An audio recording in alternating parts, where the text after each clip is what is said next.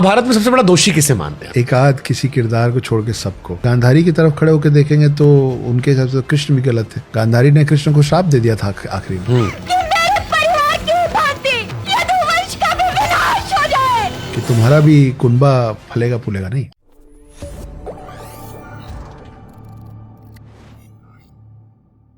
महाभारत में सबसे बड़ा दोषी किसे मानते हैं? चलो मैं ये भी सवाल इंटरेस्टिंग है, दोषी किसे मानते हैं? अलग अलग नजरियों से अगर हम देखें जी, किसे किसे हम दोषी मान सकते हैं? चलो एक नहीं, महाभारत में हम किसे किसे दोषी मान सकते हैं?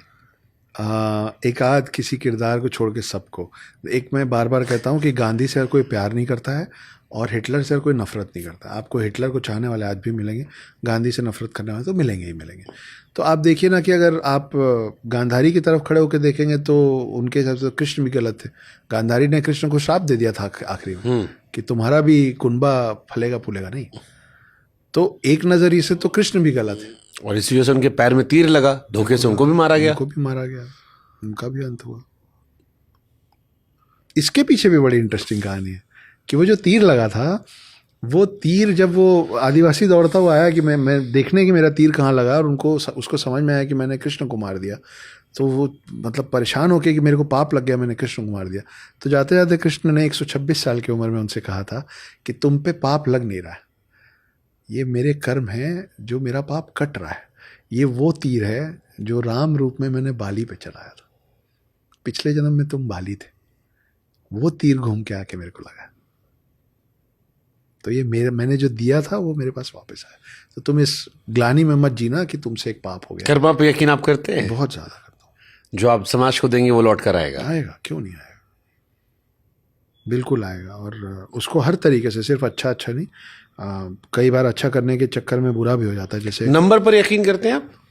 बहुत ज्यादा समझता नहीं हूँ, पर इंटरेस्टिंग बड़ा लगता है मेरे को। जैसे अभी एक घटना हुई अहमदाबाद वाली फ्लाइट जो लंदन जा रही थी जी, उसमें घटना हुई जहां पर गुजरात के पूर्व मुख्यमंत्री विजय रूपाणी, उनको लेकर एक कोर्ट आया कि उनको 1206 से बहुत प्यार था जी, और 1206 उनकी गाड़ियों का नंबर था, कई सारी कार उनकी थी जिसमें का भी नंबर था, 1206 था, टू व्हीलर का नंबर था, और भी कई घर में सामान जहां पर नंबर इस्तेमाल होता था वहां वो 1206 इस्तेमाल करते थे, एक ही स्पेसिफिक नंबर। जी।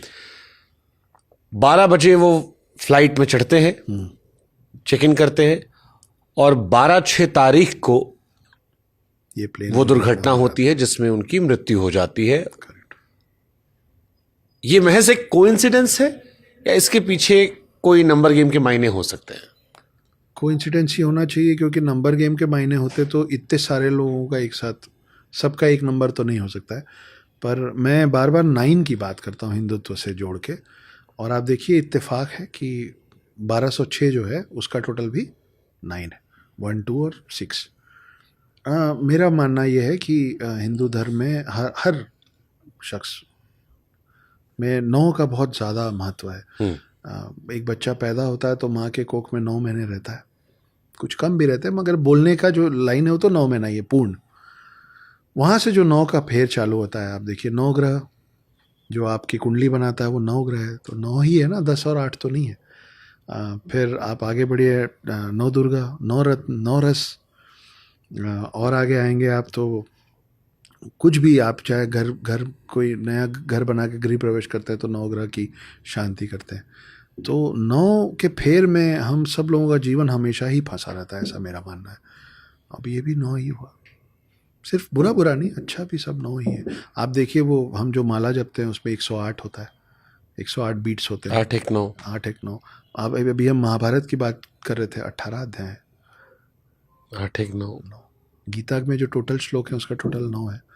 आप चारों युगों का जितने साल का, इतने लाख साल का जो युग रहा है, वो चारों युग अलग अलग, उस पूरे का टोटल 9 है। उन चारों को जोड़ेंगे तो फिर 9 है। तो युग 9 में क्यों है? अभी आप और मैं जब बात कर रहे थे कल की तो दशावतार में 9 आए, एक बचा है। तो आप देखिए आपके इर्द गिर्द सारे नंबर्स हैं, लेकिन 9 थोड़ा अलग है। आज तारीख 13 है, 13/6। हाँ, लेकिन इसमें तो नहीं आएगा, नहीं आएगा। एक और, लेकिन 9 जो है ना वो सिर्फ ऐसे आध्यात्म के लेवल पे नहीं, दूसरी तरफ भी आप देखेंगे, जैसे मैथमेटिकली भी देखेंगे, तो 9 एक लौता ऐसा नंबर है जिसमें 9 1 9 से लेकर 9 10 90 तक सबका जो इक्वल्स टू है वो 9 है। 9 18 27 36 आप जाते जाइए, उसका उधर का पूरा टोटल 9 है। आप किसी भी शेप को, जब हम ज्योमेट्री पढ़ते थे, जैसे सर्कल की बात करेंगे, 90 डिग्री 9 है, 90 का हाफ कर दीजिए 45 9 है, 90 का डबल कर दीजिए 180 और डबल कर दीजिए 360, सबका टोटल 9 है। और ये सिर्फ सर्कुलर नहीं है, सिलेंड्रिकल, ट्राइंगुलर, रेक्टेंगल, स्क्वायर, सब का जो वो आता है ना, वो 9 ही आता है। तो 9 is something else. Interesting. Sir, Naga साधुओं पर भी आपने किताब लिखी जी। भगवान शिव की सेना हम कहते हैं नागा साधुओं को। जितना मैं थोड़ा बहुत मैंने पढ़ा, वो शंकराचार्य जी ने इन फौज को बनाया था। पहले मैं शंकराचार्य जी को समझ लेता हूँ आपके शब्दों में। मेरे लिए बड़ा इंटरेस्टिंग कैरेक्टर रहते हैं जिसके बारे में उतनी बातें, उतनी जानकारियां सोशल मीडिया पर नहीं है। मौजूदा हमारे धर्म में शंकराचार्य जी की क्या भूमिका है? शंकराचार्य जी ने क्या किया जिसके लिए हमें उन्हें याद रखना चाहिए? कश्मीर से लेकर कन्याकुमारी तक जोड़ने का काम शंकराचार्य ने अकेले किया था, बहुत कम उम्र में। 21 या 22 साल की उम्र में तो उनका देहांत हो गया था।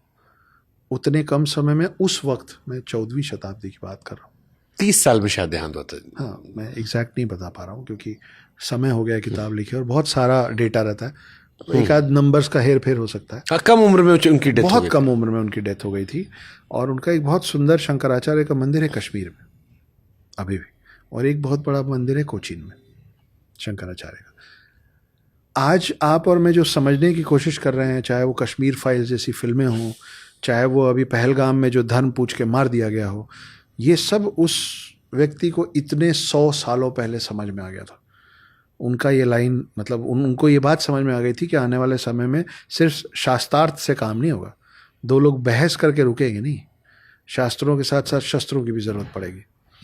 तो उस समय उन्होंने ये सेना तैयार की थी, जो उन्होंने देखा कि राजा जो हैं वो, या चाहे कोई भी व्यक्ति, वो अपने समाज के लिए, या अपने ज़मीन के लिए, या अपने राज्य के लिए, अपनी महिलाओं के लिए, या अपने धन के लिए लड़ने को तैयार है, धर्म के लिए लड़ने को कोई तैयार नहीं। तो उन्होंने नागा साधुओं का सृजन किया था, ये मान के कि ये धर्म की रक्षा के लिए सेना है। 4 लाख से ज़्यादा रजिस्टर्ड नागा साधु आपके देश में अभी हैं, गवर्नमेंट रजिस्टर्ड नागा साधु। छोटे देशों की उतनी बड़ी आर्मी नहीं होती जितने आपके धर्म की आर्मी।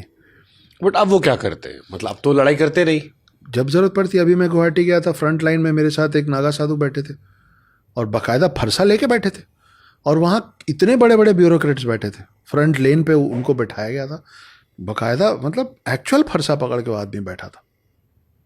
तो वो आपके बीच में है। और वो उस दिन बड़ा उन्होंने विस्फोटक वहाँ पे वो दिया इंटरव्यू न्यूज़ चैनल्स में। जब उनसे पूछा गया, उन्होंने बोला कि स्कूलों में, हिंदू स्कूलों में शस्त्र बंटने चाहिए, और आप ये स्पोर्ट्स आवर्स में जो फुटबॉल और ये सब की ट्रेनिंग कराते, साथ में शस्त्र चलाने की ट्रेनिंग करानी चाहिए आप लोगों को, ज़रूरत पड़ने वाली है आप लोगों को बहुत जल्दी। और मैं पूरा इत्तेफाक रखता हूँ इस बात से, क्योंकि यूएस में खुलेआम आराम से बंदूक नहीं मिलते हैं। ठीक है, वहाँ गलत तरीके से चला भी दिया जाता है, लोग मर भी जाते हैं, लेकिन फिर आप माचिस बनाना भी बंद कर दीजिए क्योंकि आग लग जाती है। क्या क्या बंद करेंगे आप? और नहीं तो फिर सब चीज़ चालू कीजिए। एक गांधी जी ने हमको बताया, सॉरी मैं थोड़ा विषयांतर हो रहा हूँ लेकिन जुड़ा हुआ है। गांधी जी ने हमको बोला अहिंसा परमो धर्म। हमको टेक्स्ट बुक्स में पढ़ा दिया गया कि नॉन वायलेंस के ताकत पे हमने इंडिपेंडेंस पा लिया। गलत है, ये झूठ बात है, ये सरासर झूठ बात है। आप सोचिए शुभांकर जी कि जब जिस मोमेंट हम दिल दिमाग में मान लें कि अहिंसा सही होगा सब, कि अहिंसा सही और हिंसा गलत है। ये तो हमारा रणवीर हुड्डा ने भी कहा था कि यहीं बैठे थे, उन्होंने कहा था कि अहिंसा से एक टॉफी नहीं मिलेगी तुम्हें, मांग के देख लो। अरे मैं बोल रहा हूँ, अगर आप अहिंसा को सत्य मानने लग जाएं तो आपको पता भी नहीं चला कि सबकॉन्शियसली आपने अपने सारे देवी देवताओं को नकार दिया। आप डिसाइड कर लीजिए गांधी सही है कि देवी देवता सही, क्योंकि आपके तो हर देवी देवता के हाथ में अस्त्र शस्त्र है। आप क्या कहना चाह रहे हैं कि आपके देवी देवता गलत हैं? और कौन से दुनिया में कौन सा सिविलाइजेशन हाथ जोड़ के जिंदा रहा है? कौन नहीं लड़ा है अपने अस्तित्व के लिए? क्या बेवकूफाना बात है ये। आप क्या बोल रहे हैं कि सुभाष चंद्र बोस और भगत सिंह और बाकी लोगों ने कुछ नहीं किया, आप अकेले कर रहे थे? 4 लोग कमरे में बैठे और बोले आज से आप देश के पिता हैं। देश का बाप नहीं होता, देश की संतानें होती हैं, और किसी देश का बाप नहीं है। हमारे देश की जो माँ है, जिसको हम भारत माँ बोलते हैं, वो एक थॉट है, वो एक फेस नहीं है। आप एक जीते जाते आदमी या महिला को एक देश का बाप और माँ बनाएंगे। आप क्या कहना चाहते हैं कि जिस दिन गांधी मरे उस दिन पूरा देश अनाथ हो गया? ये बोल रहे हैं आप? किस तरीके की सोच है और कहाँ ले जाना चाह रहे हैं आप? कैसे हो सकता है ऐसे? और कब तक लूंगा मैं? कैसे पढ़ा दिया आपने नॉन वायलेंस? अगर अगर आपने 4 लोग कमरे में बैठे, आपने बोला आज से आप देश के पिता हैं, तो उनको अच्छा लगा, बोला अच्छा मैं पिता हूं, तुम मेरे छोटे भाई हो, तुम देश के चाचा हो, बनाओ सुभाष चंद्र बोस को बड़े पापा। फिर पिता है तो माँ भी बनाओ, चाचा है तो चाची भी बनाओ, फिर पूरा कुनबा तैयार करो ना देश का। बाकी कहाँ है? मन से यूं ही। कहाँ पे लिखा गया था ये कि ऐसा करेंगे? कौन सा प्रस्ताव पारित हुआ? कहाँ हुआ कि फादर ऑफ द नेशन? नहीं हुआ ना। मैं क्यों लूंगा इस बात को? नहीं है मेरे 2 बाप, एक ही है। श्री अजय गुप्ता नाम है उनका। I am proud of him. कैसी बात है ये? ठीक है, मतलब जो आप कह रहे हो वो भी प्रैक्टिकली सही है। अगर आपको इतना मन है ना, किसी एक आदमी को इस बात का श्रेय देना ही पड़ेगा